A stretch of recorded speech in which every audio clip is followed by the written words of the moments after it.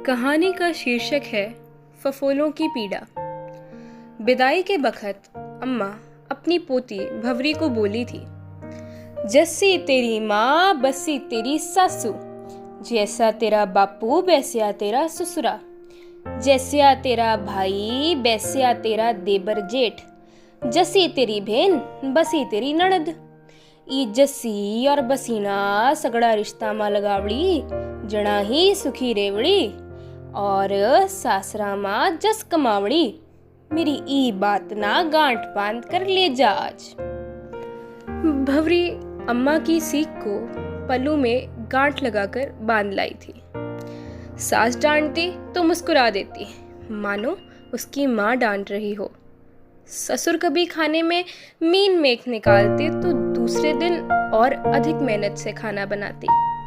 कभी कभी उसका छोटा सा दिमाग काम भी करता, पर माँ ने तो कभी जल्दी कट्टी ना सुनाई, बापू ने तो कभी खाने में कमियां ना निकाली।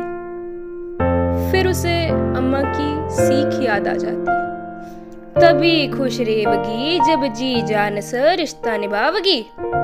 बस भवरी की सोच का नजरिया बदल जाता तभी। फिर सब ढर्रे पर आ जाता। एक दिन माँ समान सासू माँ ने मामूली गलती पर थप्पड़ जड़ दिया। भवरी चुप रह गई। उसकी माँ भी तो बचपन में गलती पर पीटती थी।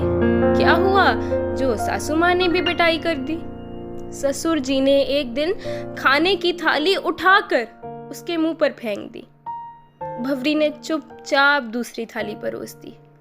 जेठ आए दिन उसे गवार कहता, बड़े भाई का स्नेह मानकर नजरअंदाज कर देती। देवर स्कूल का काम उससे रोज करवाता और फिर सुंदर ना लिखने का ताना भी देता। वह छोटे भाई का हक समझकर और अच्छा लिखने का प्रयास करती। उसकी जीजी कुछ दिन अपने मायके और भवरी के ससुराल रुकने आई थी। इस बार उसे मुफ्त की नौकरानी मिल गई थी। अपने बच्चों का पूरा काम अपनी भाभी पर छोड़ वह निश्चिंत हो गई थी। बच्चों का मल साफ करने में भवरी को उबकाई भी आती, पर वह कुछ न कहती।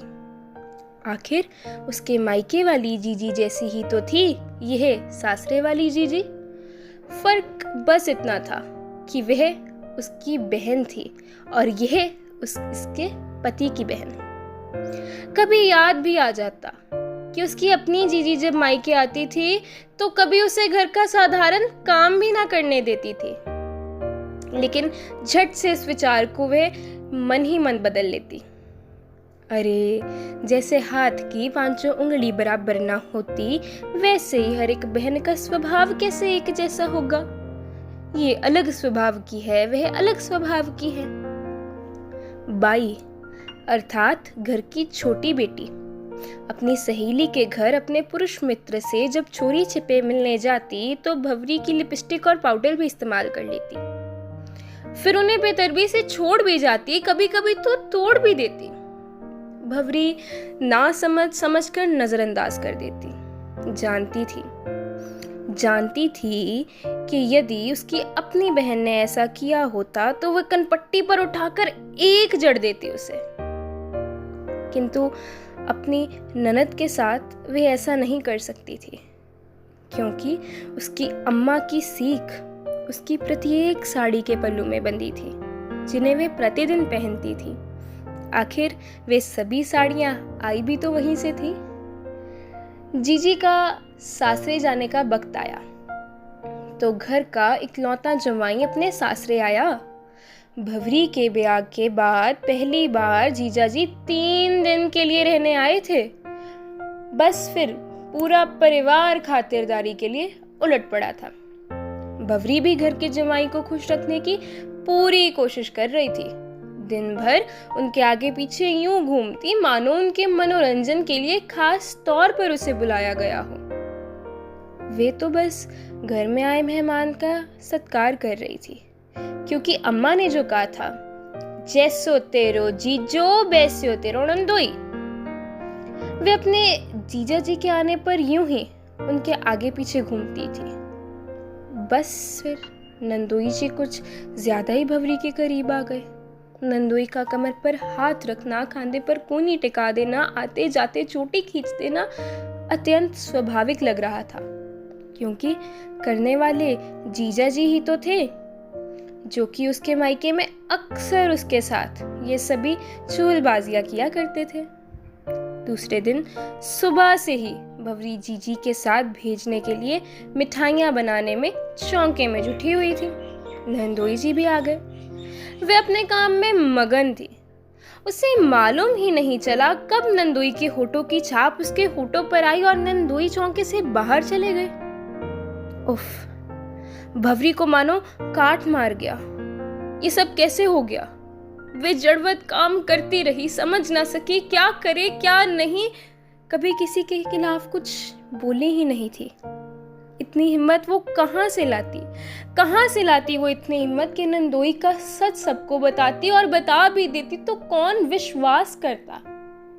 वह नंदोई के समक्ष आने से खुद को बचाती रही। बस अब एकमात्र पति ही सहारा था भंवरी का।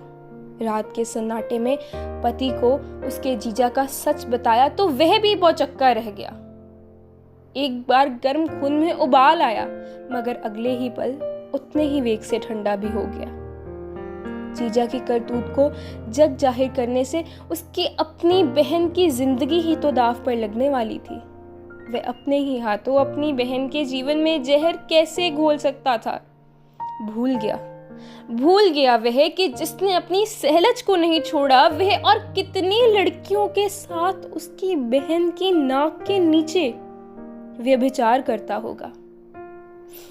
ये किस्सा किसी को ना बताने की भंवरी को अपने पति की तरफ से सख्त चेतावनी मिल गई थी।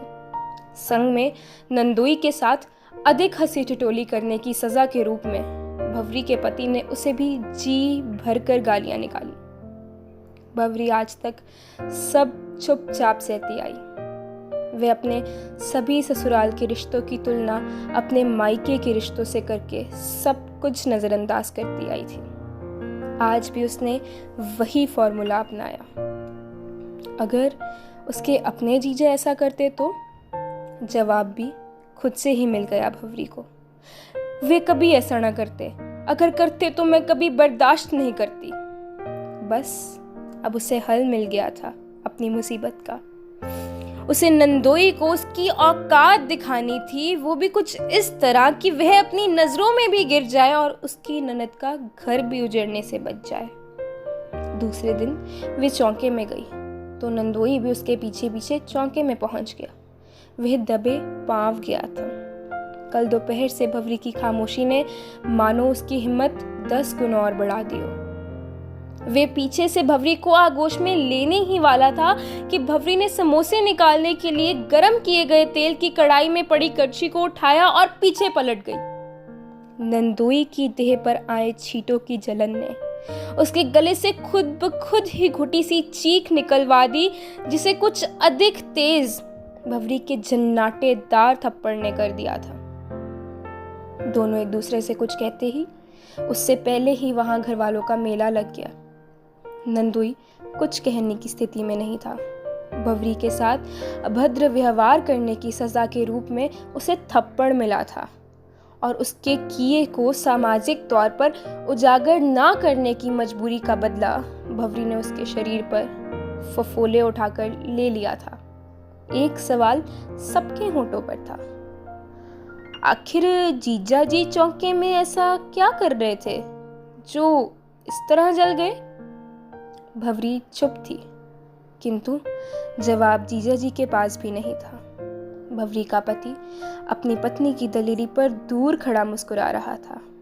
नंदोई के शरीर पर उठ रहे फफोलों को देखकर बीते कल भंवरी की आत्मा पर आए फफोलों की पीड़ा भले खत्म नहीं हुई, किंतु बेहद कम हो गई थी। धन्यवाद। ये कहानी आपको कैसी लगी हमें अवश्य बताएं। इसे लिखा है श्रीमती बबीता कोमल जी ने, आवाज दी है मैंने अर्थात सिमरदीप कौर ने। आपकी प्रतिक्रिया की प्रतीक्षा में अगली कहानी तक अलविदा।